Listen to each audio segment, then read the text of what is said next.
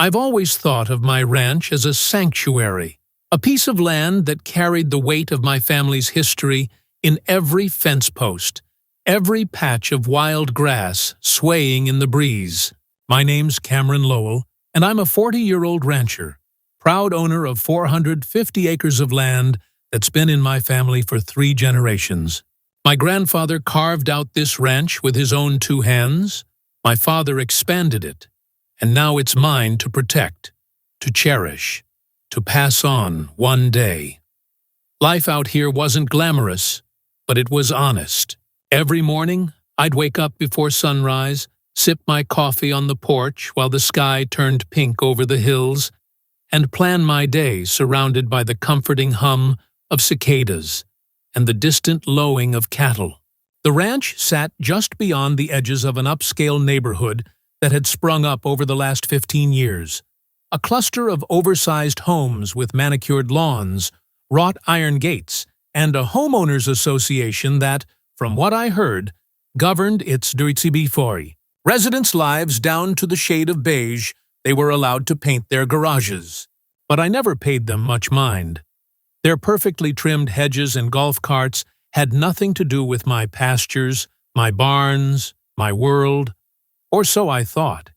It was late one Tuesday morning when I noticed something unusual.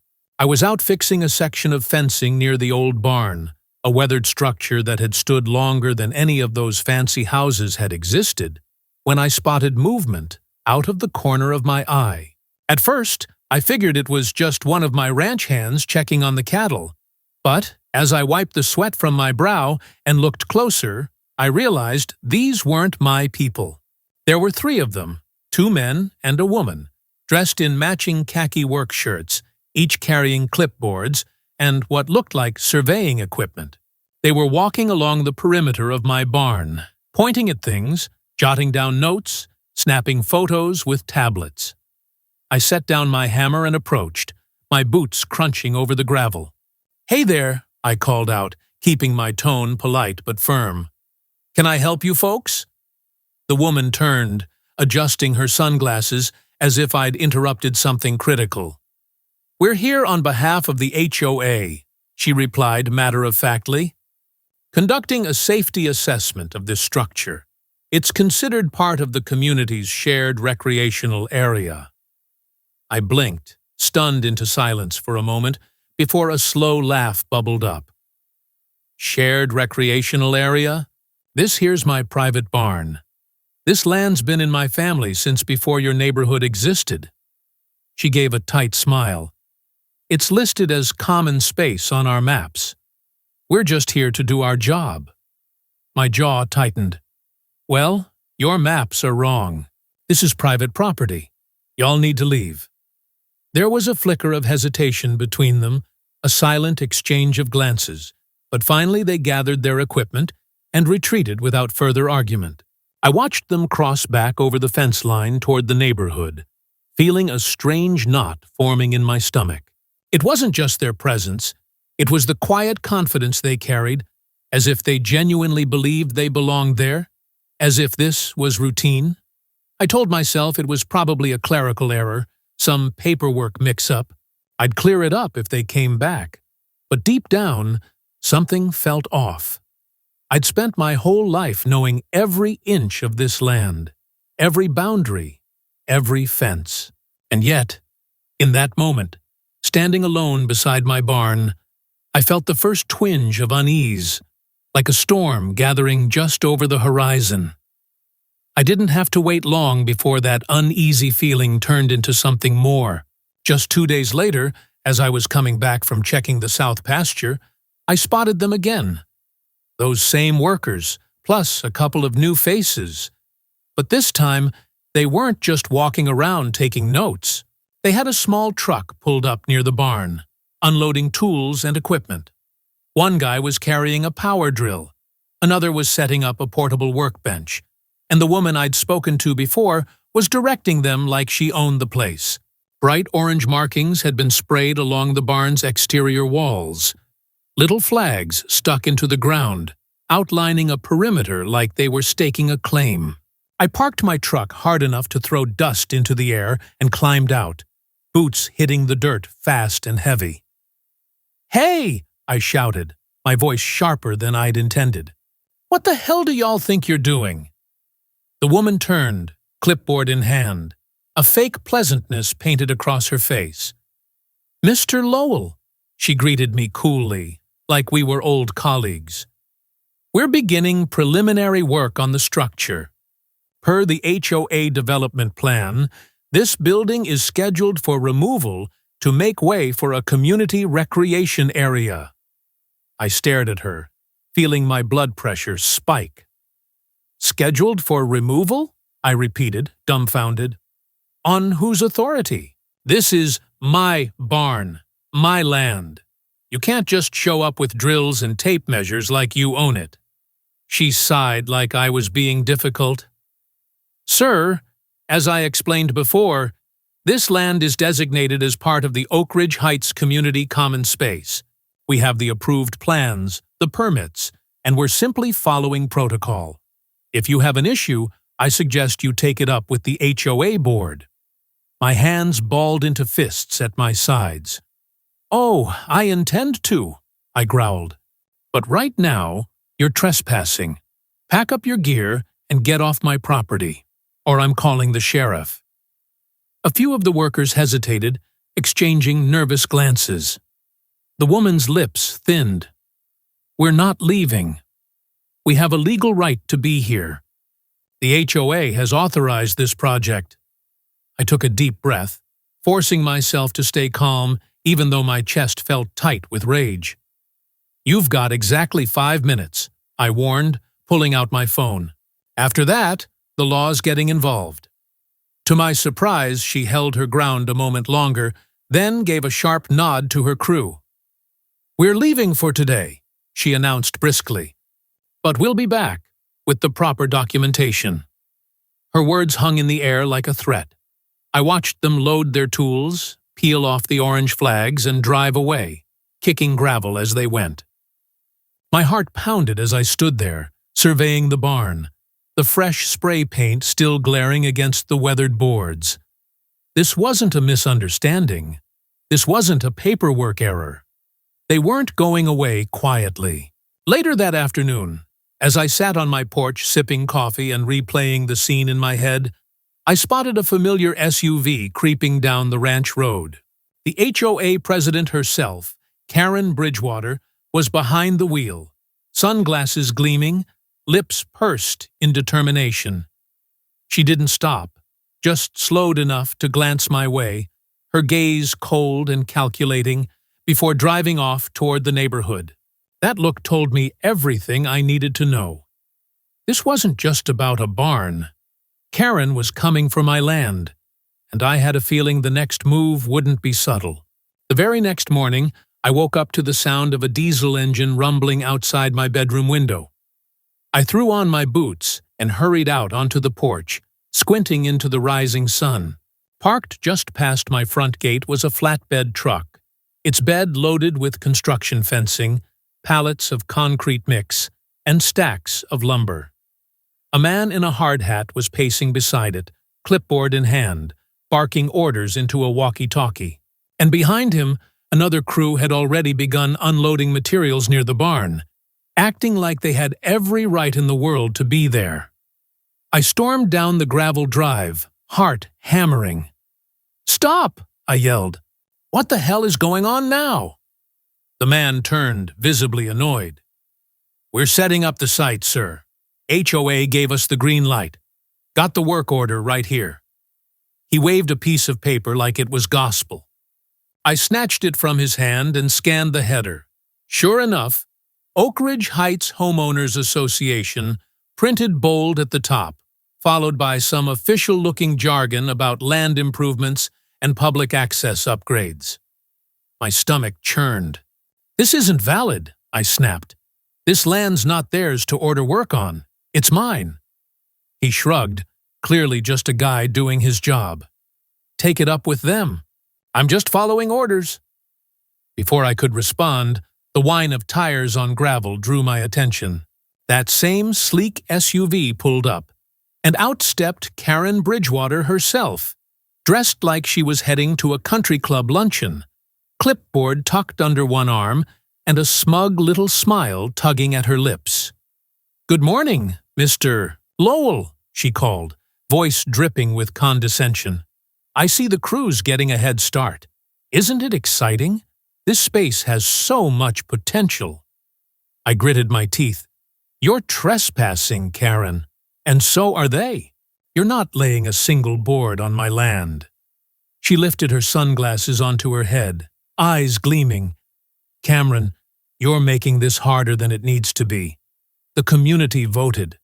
This barn's been an eyesore for years. We're revitalizing the area for everyone's benefit. You'll still have your ranch. You're just sharing." My jaw clenched so tight it hurt.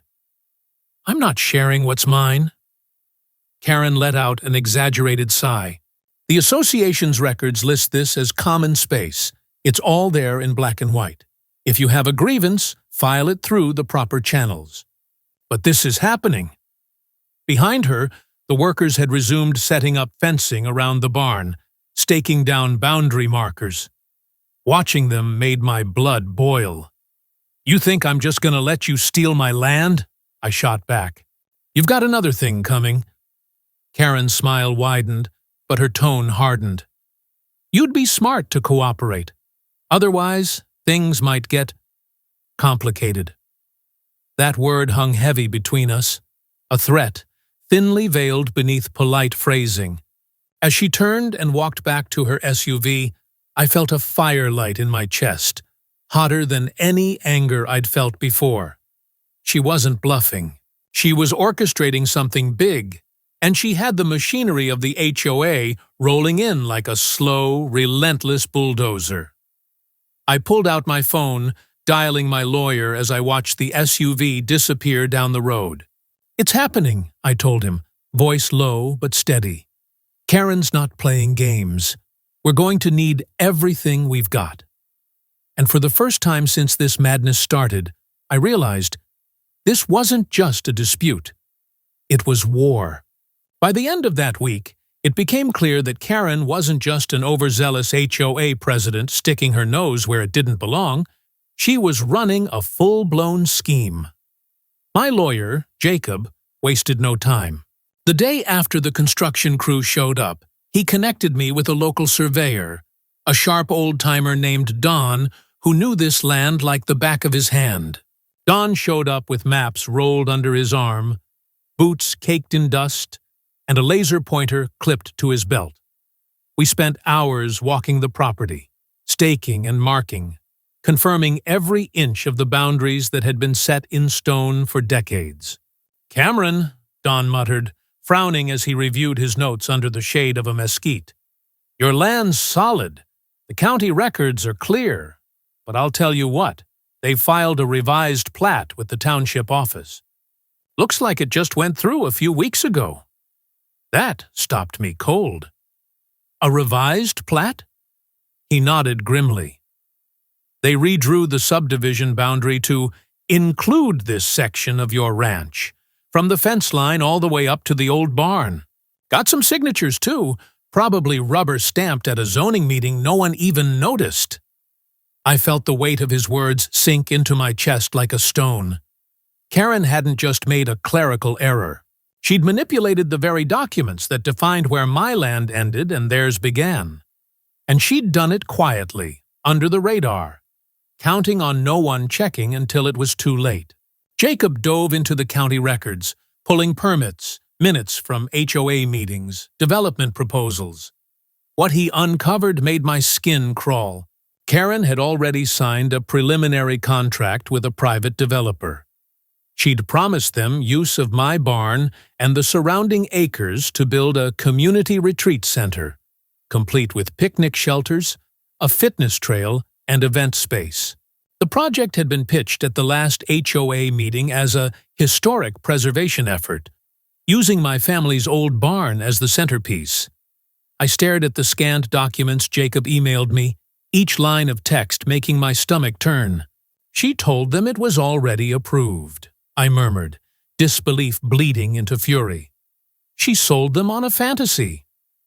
She promised them land she doesn't own, Jacob confirmed. And that's fraud, Cameron. Plain and simple. To make it worse, my private investigator, a wiry guy named Sal with a nose for trouble, called me that evening with more dirt. "You're not gonna like this," he warned. "Karen's been meeting with city council members, pushing this project as her ticket onto the county planning board. She's pitching it like a win-win for the town and the HOA. Word is, she's hoping to use this to run for local office." It hit me like a hammer. This wasn't just about the barn. It wasn't about a park or a trail. It was about power. Karen saw my land as a stepping stone in her climb up the political ladder, and she was willing to bulldoze everything in her path to get there. And while I sat there on the porch that night, staring out at the quiet silhouette of my barn against the moonlit sky, I realized just how deep this fight had gotten. This wasn't just about property lines anymore.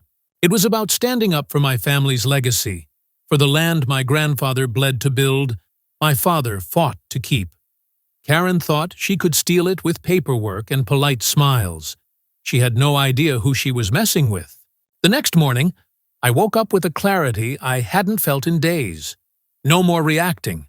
No more waiting for the next punch. It was time to hit back. I spent the early hours walking the property with Don, documenting every boundary marker, every corner post, every line of fence. He carried his surveying gear like a soldier marching into battle, methodical and precise.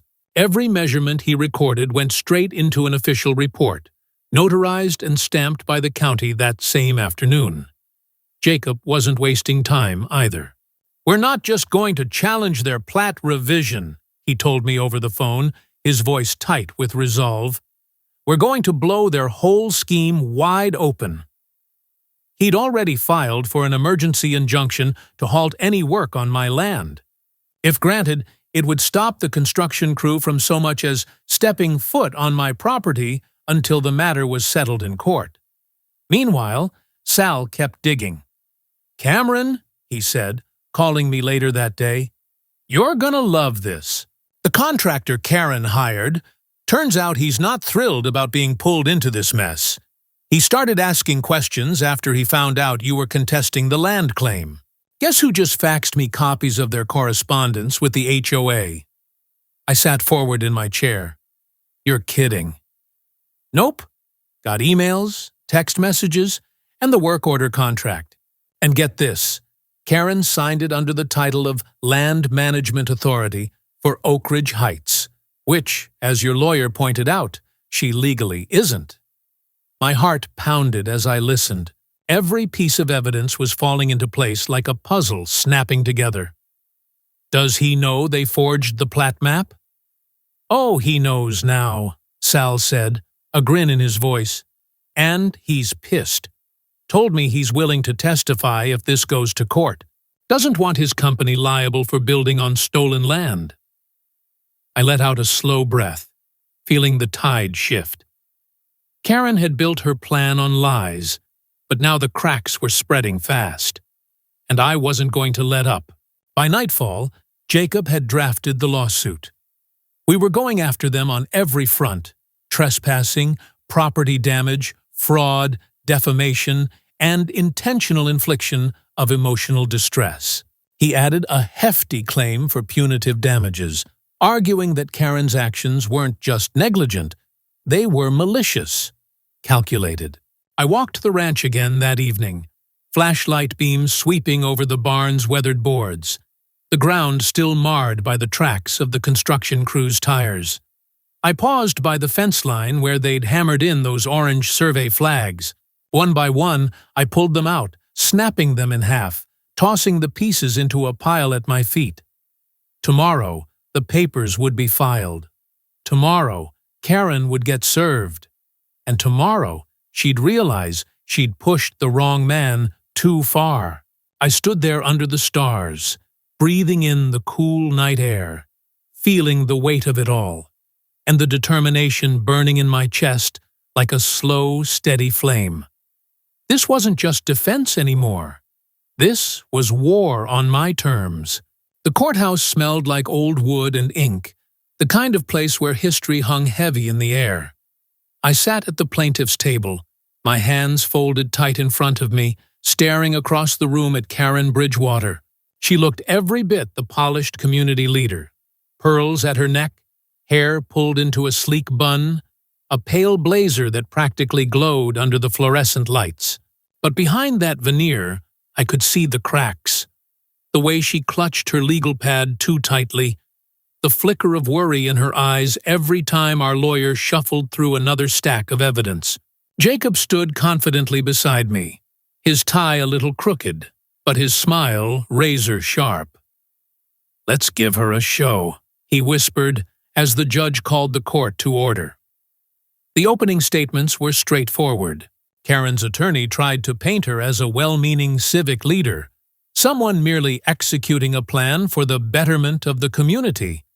But when Jacob stood to speak, his voice carried the weight of every injustice, every sleepless night, every moment I'd spent watching strangers trespass on my land. He laid out the facts like bricks in a wall, the forged plat maps, the unauthorized construction orders, the fraudulent contracts signed under a title Karen never legally held. Then came the witnesses. First up was Don, our surveyor. He took the stand with quiet authority, walking the court through boundary maps, photographs, and decades of land records. "There's never been a valid claim by Oak Ridge Heights over this land," he said plainly. "The plat revision was filed without proper notice, and the coordinates were altered in direct contradiction to historical records." Next came Sal, holding nothing back.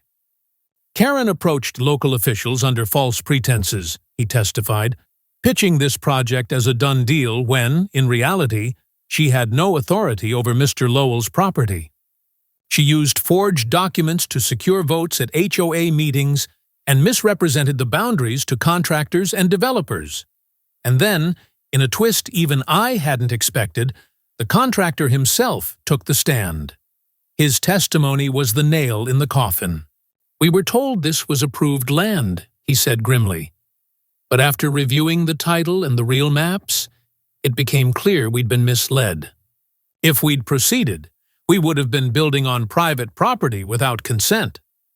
Jacob played the recorded voicemail Karen had left for the contractor, her voice dripping arrogance.